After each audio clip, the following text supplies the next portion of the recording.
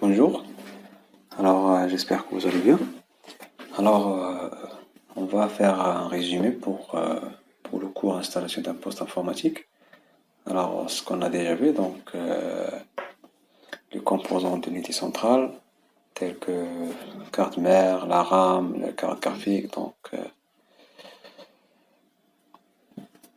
c'est pas la peine de répéter les composants, tous les composants. Alors on va aller chercher la carte mère, donc la carte mère et ses composants. Donc la carte mère, de quoi se compose? Donc, toujours on pose des questions sur les composants de la carte mère. Alors, la carte mère se compose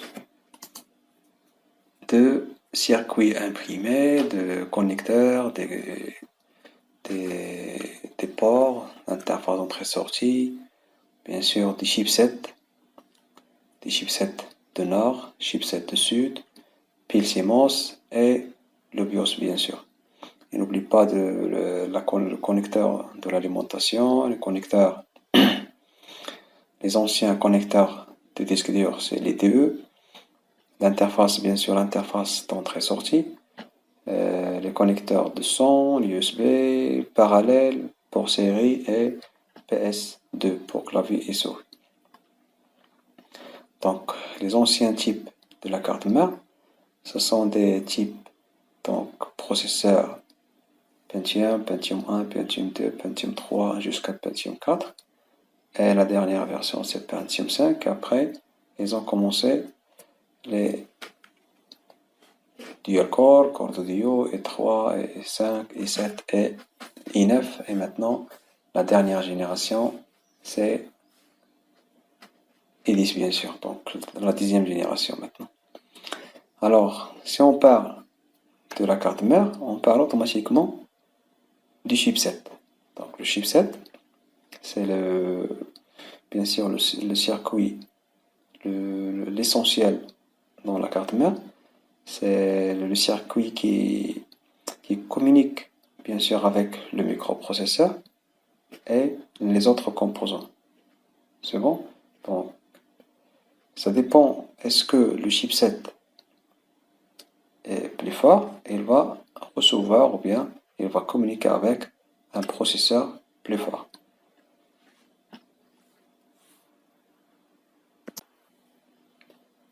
Alors, on va essayer de citer les différents connecteurs de la carte mère. Alors, on trouve les connecteurs en blanc, ce sont des connecteurs PCI.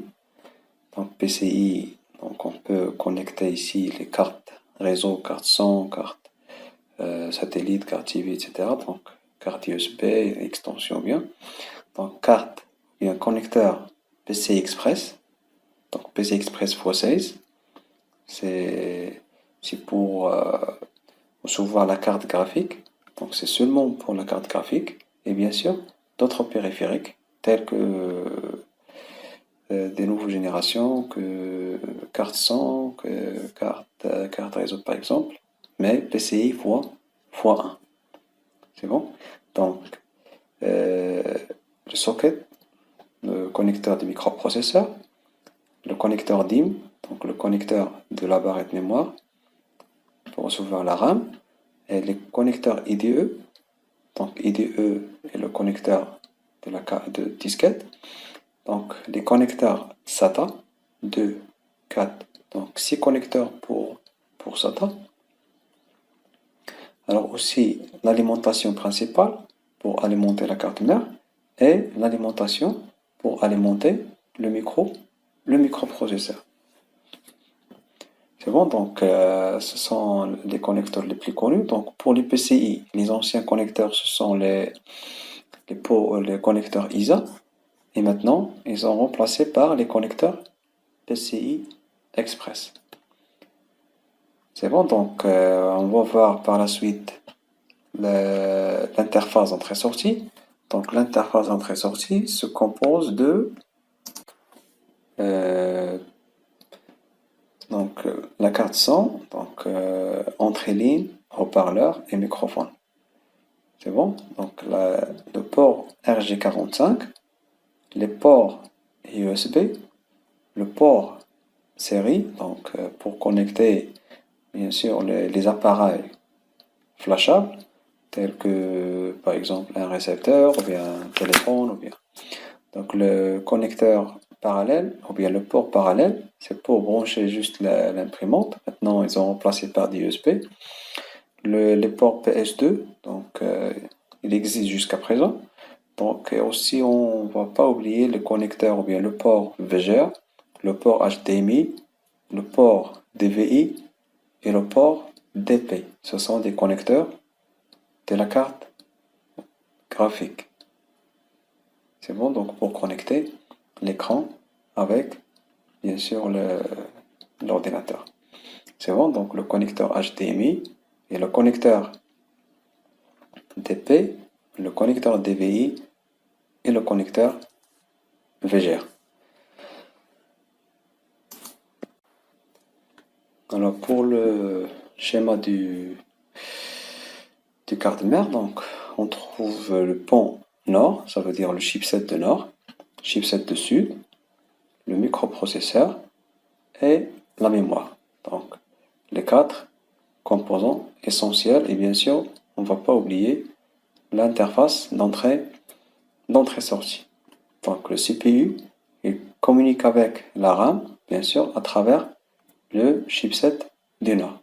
Donc le chipset du nord c'est le responsable de communication, comme vous voyez, entre les différents composants de la carte mère, même avec le chipset de sud.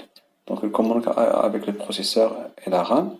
Donc c'est pour transférer les données vers la RAM et recevoir des données de la RAM vers le microprocesseur.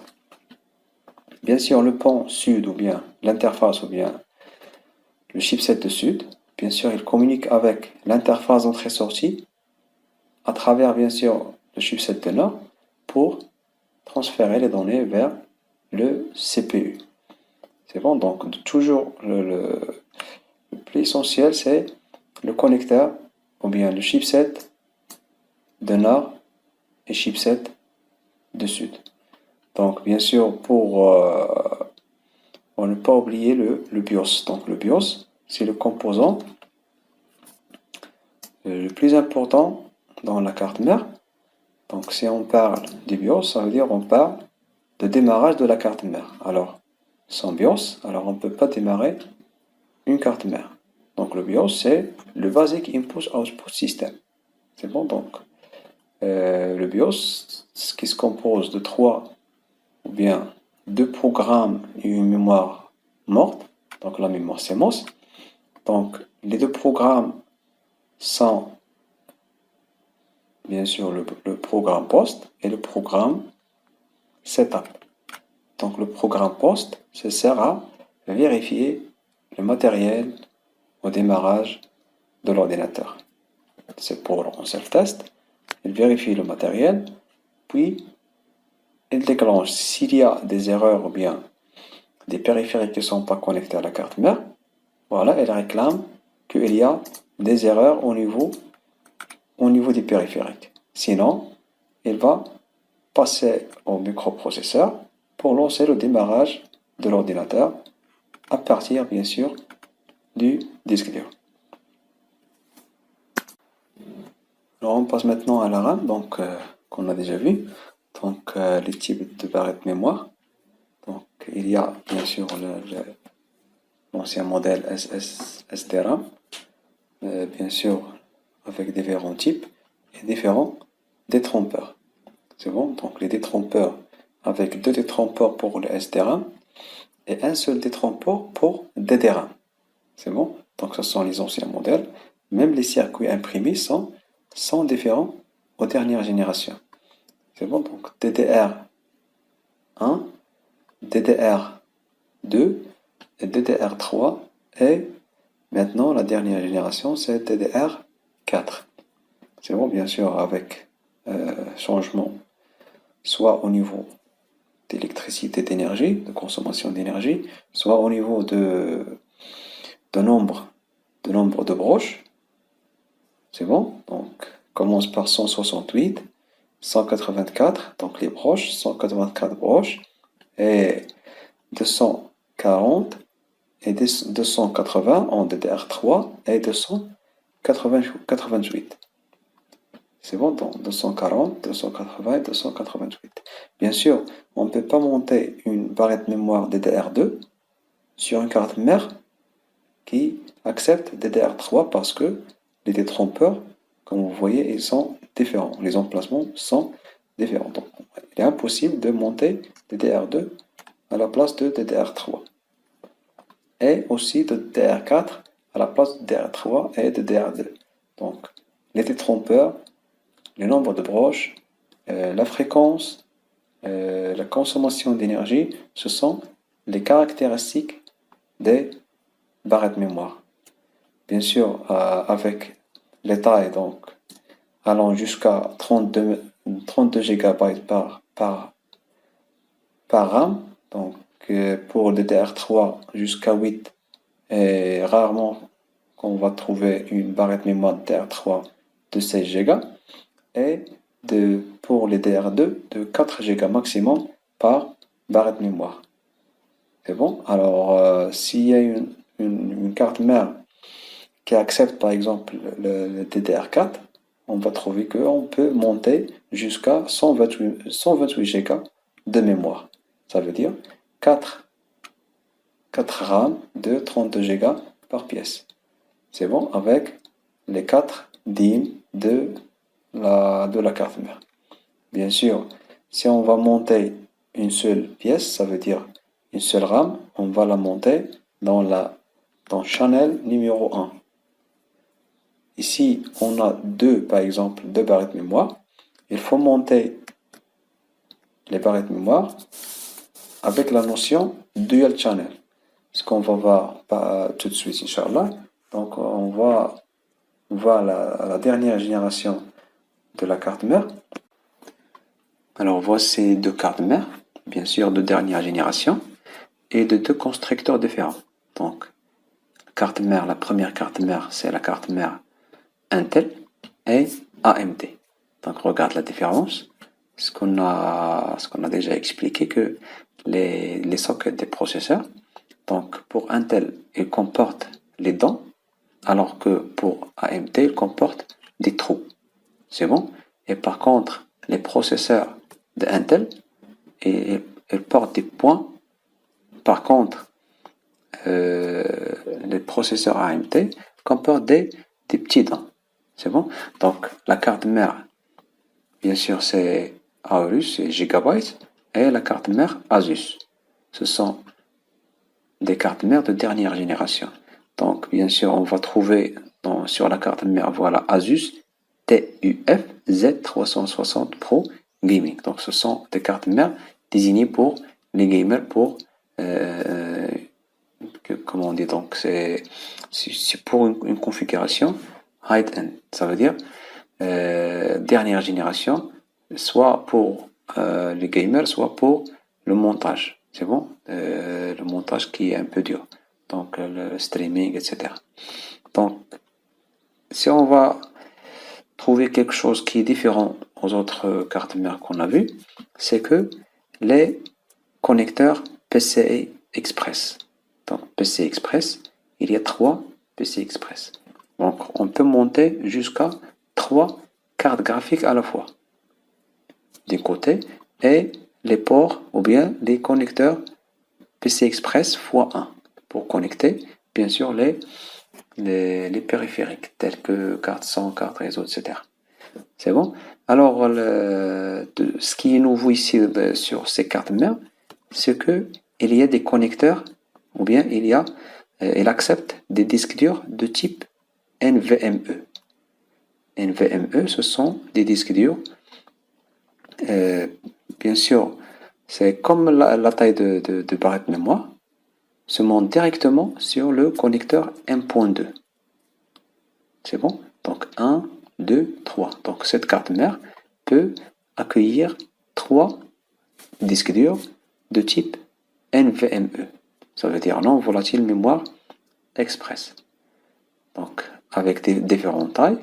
Donc ici, donc 22, bien sûr, je crois 12, ça veut dire 12 cm, et 22, 8 cm, et 22, 6 cm. 22, ça veut dire 2 cm,2. Donc l'épaisseur 2 cm,2 et 12 cm. 12 cm et 6 cm. Alors, ici à la carte mère, alors l'autre carte mère, on voit que il n'y a qu'un seul connecteur, voilà, un seul connecteur 1.2. Ça veut dire qu'il ne peut pas accepter que un seul disque dur 1.2. Bien sûr, si vous voulez connecter d'autres disques durs de type NVMe, vous pouvez acheter par exemple une extension qu'on va la monter sur le connecteur PC Express. Et bien sûr, on va ajouter d'autres connecteurs 1.2 et bien sûr, on va ajouter d'autres disques durs de type 1.2. C'est bon, donc ce qu'on a dit sur les barrettes mémoire, donc comme vous voyez, les deux sont en grise et les autres sont en noir. Ça veut dire si vous voulez monter deux barrettes mémoire, donc on ne va pas monter la première à côté de la deuxième. On va monter la première à côté ou bien avec la troisième. C'est bon, donc pour gagner la vitesse du dual channel. Dual channel pour une grande vitesse. Si on met par exemple la première mémoire ici et la deuxième mémoire juste à côté, donc on ne va pas utiliser le dual channel, ça veut dire la grande vitesse de la RAM. Donc même les interfaces, donc il n'y a que l'USB et le port DVI. USB port DVI. Donc bien sûr, la carte graphique, donc il n'y a pas de carte graphique intégrée parce que ne sera pas puissant. Donc il faut insérer une carte graphique séparée pour bénéficier de la grande vitesse de transfert des données. C'est bon, donc comme vous voyez, il n'y a qu'un seul chipset ici. Un seul chipset communique avec le processeur et les barrettes mémoire et bien sûr les autres périphériques. Et ici aussi, un seul chipset principal qui communique avec la RAM et le microprocesseur et l'interface d'entrée-sortie.